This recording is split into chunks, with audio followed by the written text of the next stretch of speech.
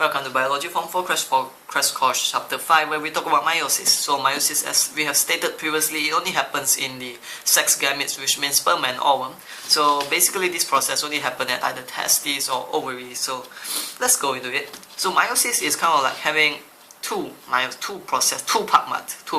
So you start with an interphase where they prepare for 90% of the energy, and then they go to meiosis once PMAT, and then the cytokinesis what happened one time, and then they go to PMAT again, then cytokinesis happens the second time. So basically, let's go through them one by one, where you have to understand that here, this is the meiosis 1, is where it is forming the haploid cell. And then at this meiosis 2, basically it's just like doing the kind of a similar thing to the mitosis, sort of similar, where they are just like duplicating themselves again. So this is how you remember it. So let's go in depth with the meiosis 1.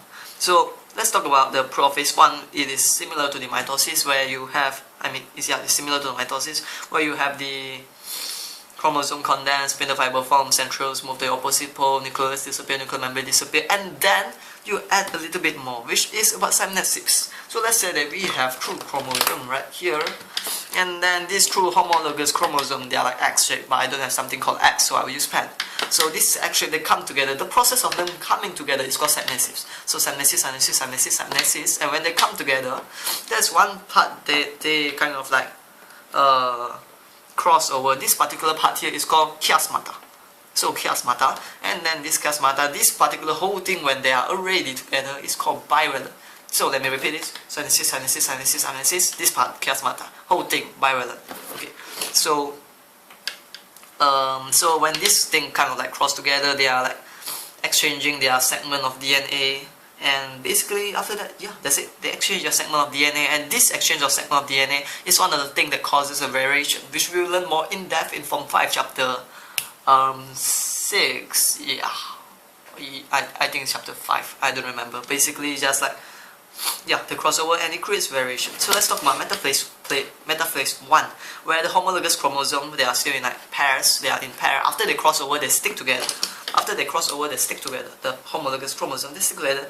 They just line up side by side. So 1, 2, 3, 4, like that. They line up side by side, and they align themselves at the metaphase plane. So there's like one line here, and the chromosomes are pulled to the opposite pole. So you know what happened here is like, because they are like in a pair, when they are pulled to the opposite pole, they are like not separated at the centromere in the center here, like what happened to the mitosis. Is like the whole chromosome are being pulled apart. Yep. So each chromosome still have the two sister chromatid here, and then afterward at the tail of phase 1, it is similar to the mitosis, where everything just reappears again. Now afterward, you're going to have the first cytokinesis, where it separates, and this is the moment you form two haploid cells. Yeah, and afterward it's going to be like the pagmat again, where this is the second time, except the process is totally similar to mitosis, where it is like the thing have to separate at the sister chromatids have to separate at their centromere, and then yeah, afterward it just go into cytokinesis, and this is where 4 haploid daughter cells are formed. So by the end of the first pagmat, first meiosis 1, you have 2 haploid cells, while the end of the second meiosis 2, you have 4 haploid daughter cells.